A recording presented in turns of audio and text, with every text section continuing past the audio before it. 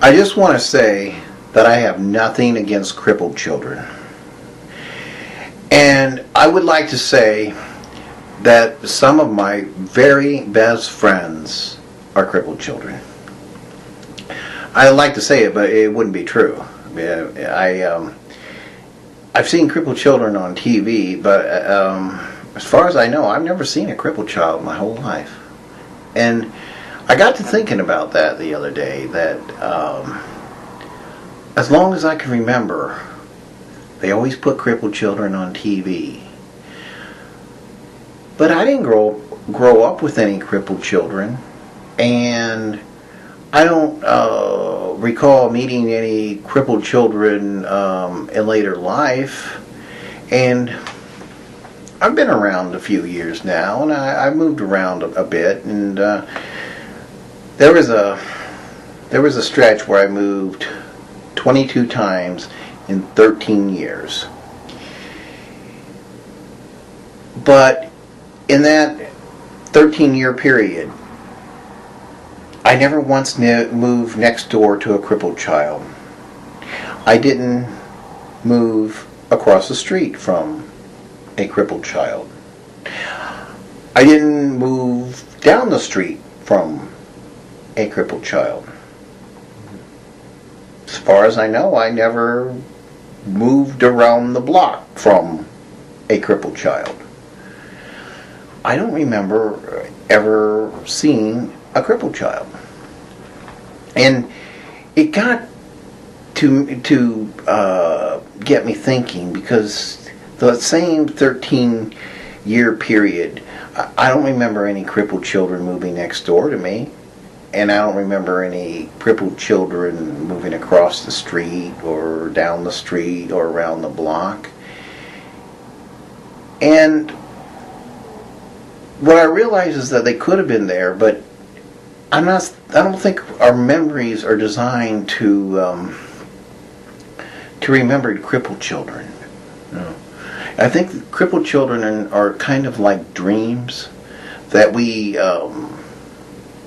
I can remember Christmas from 3 years ago, for instance, but I can't remember the dream I had the night before Christmas 3 years ago.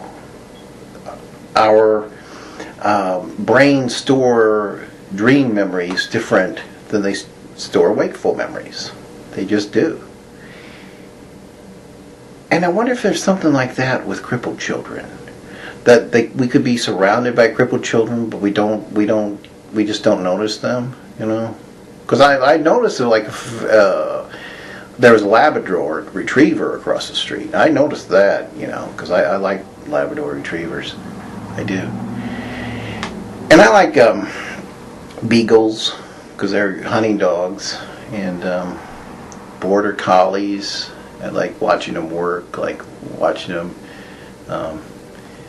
especially if they can herd something. It's just fun to watch them. And I've seen border collies, and I remember the dogs that lived down the street from me at different places, and I remember that. But I don't remember any crippled children. No. No. But that's not what I wanted to talk about.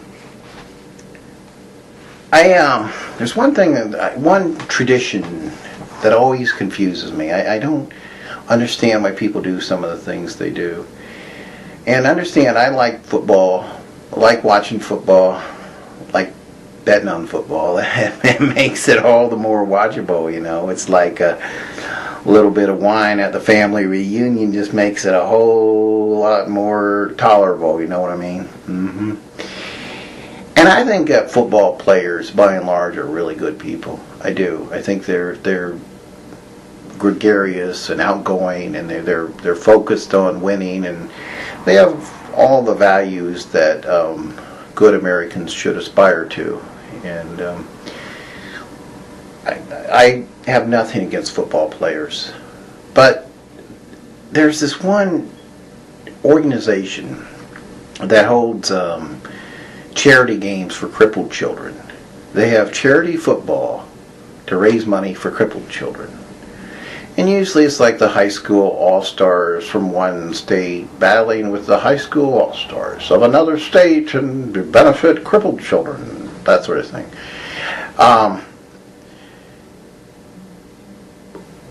Much can be said for the charitable intentions, but ultimately they also have these perfect physical specimens visit crippled children.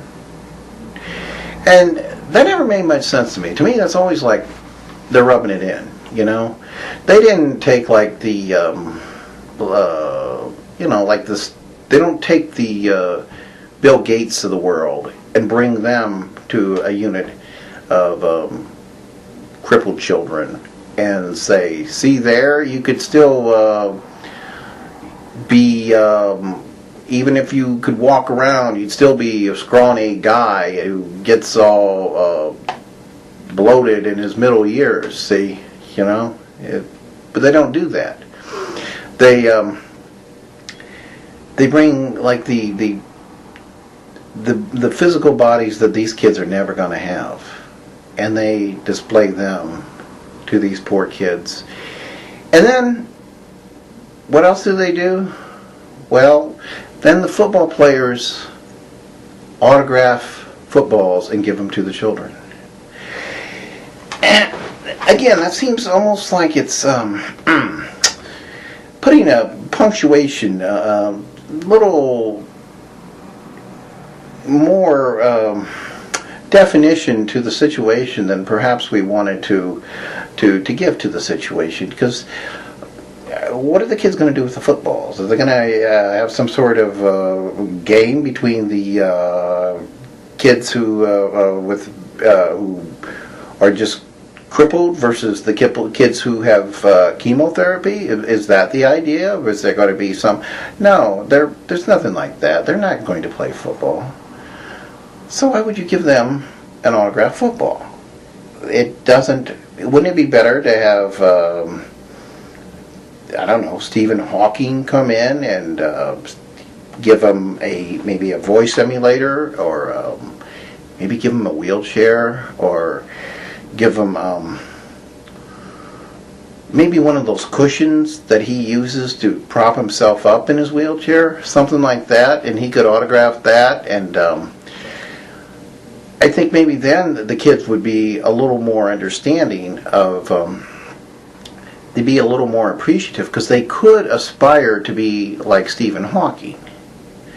But they ain't going to be football players, and everybody knows it. But you know, I don't think I've ever even seen a crippled child. And don't bring any here. No, don't be bringing us any crippled children here. We're not wheelchair accessible, and we don't have any hazmat suits, and we're not OSHA certified. And you know, there's any sort of problem there, we wouldn't be able to dispose of the toxic discharges of any kind. You know, so just leave we're not wheelchair accessible, and that's a. Hello? Can you, Lakshmi, can you hold just a minute, please? It's just a minute. I just want to. That's Lakshmi. I'm just going to go ahead and sign off now, because this is going to be a good conversation. She's going to try selling me a travel plan, and I'm going to listen to everything she has to say.